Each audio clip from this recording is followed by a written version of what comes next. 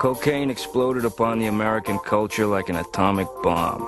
It started in Hollywood and moved east in no time. Everyone was doing it. I mean, everyone. Blinded by the lights, wrapped up like a deuce, another runner in the night. Blinded by the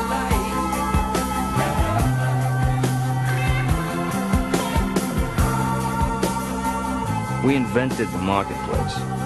In fact, if you snorted cocaine in the late 1970s or early 80s, there was an 85% chance it came from us.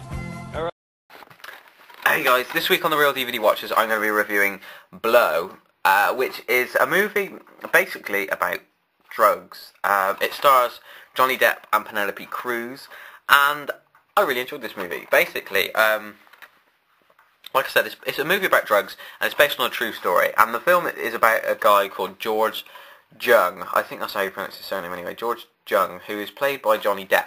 Now, Johnny Depp does an excellent job in this movie playing that character, and it is a character-driven movie. It's basically about this character's life and the world of drugs that he got himself involved in, and how he became this kind of drug tycoon, I guess you could say. He had a big part in drugs in the 70s and the 80s, and it begins, basically the movie begins sort of in the 60s. I should probably mention that this movie actually spans like the 60s, the 70s, the 80s, and I think it goes into the 90s as well, I'm not sure, but it basically spans this character's life and how all the stages of drugs that he becomes involved in. The movie begins in California, where he sort of discovers like sex and drugs, and you know, he just has this really great time, and he finds out that he could make a large amount of money from selling marijuana. So he meets this supplier who he becomes great friends with, and who becomes sort of quite an important character in the movie, and he begins selling marijuana on the beach of California to all sort of the people that are there. And one day he talks to a friend of his who says that he can make more money by going to this other place where there's all these universities and colleges, and you know, people that they would pay a lot of money, so he can make a lot more money from selling marijuana. So he does, and he gets very rich, and eventually he does get caught. Now, at this point in the movie, you would imagine that, you know, he'd been caught once, he's going to give up.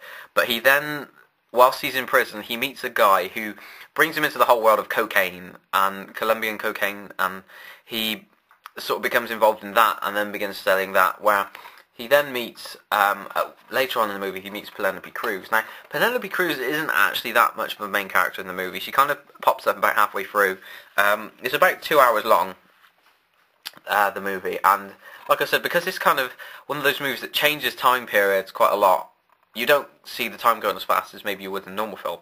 I mean, it goes quicker. That's what I'm basically trying to say. That came out wrong. But one of the things that I loved about this movie a lot is that even though, like I mentioned earlier, it changes time periods. It goes from the 60s to the 70s to the 80s. One of the things they do really well is that the costume design and the hairstyles and everything really reflect the time period. So you have no problem understanding whereabouts you are in time when you're watching the movie. So with each kind of jump, Johnny Depp's character, George's hairstyle changes with each time. So it's kind of nice in a way that they did that. But the whole feel of it, you know, at the beginning it feels very much like the 60s, the 70s. Then as you go into sort of the 80s as well, towards the end of the movie, it just works really well. And another thing that I really liked about it is some of the editing for the movie as well, is really fast paced, and especially when they're kind of at the beginning of the movie, you know, when everything's good, it kind of shows you in sort of these like still images him selling the drugs and all the good things that have happened and stuff, and I just really like that. I thought it was a nice sort of technique and things to use.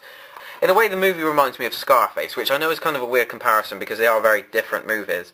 But the whole sort of rise, you know, through drugs, you kind of get the same idea with this movie. They're very different, like I said, but you do see the rise as well. And of course, there is a fall about sort of towards the end, maybe halfway through the movie. There is a big fall, and Johnny Depp,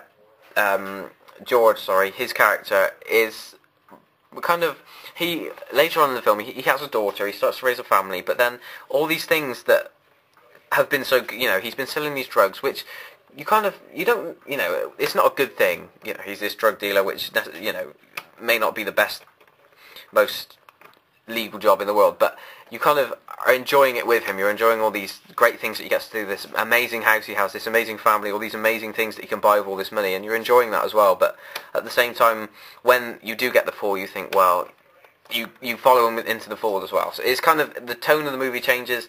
It becomes very, not necessarily dark, but it definitely, there is a change of tone when things start to go bad, and it's not necessarily hard to watch. One thing I was expecting in this movie was for some strange reason I was expecting the fall to be a lot harder, but then obviously because it's based on a true story, they could only show what basically happened. But I was expecting it to fall further, and I'm not necessarily saying that's a bad thing, but I was expecting it to go a lot further down, in a downward spiral than it did. It was still bad. I mean, basically what happens is the drugs tear his family apart.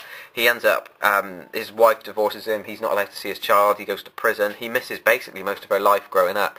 And he does try to reconcile himself at the end, but I don't want to give too much away, but it doesn't end on the happiest note. But the relationship he has with his daughter, there's one scene in particular which I loved.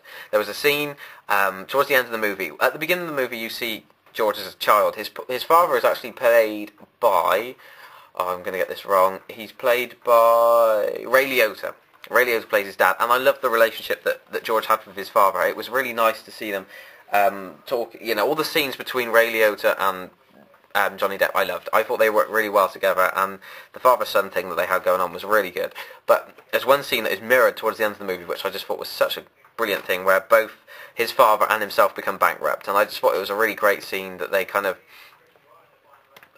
threw back to at the end of the movie.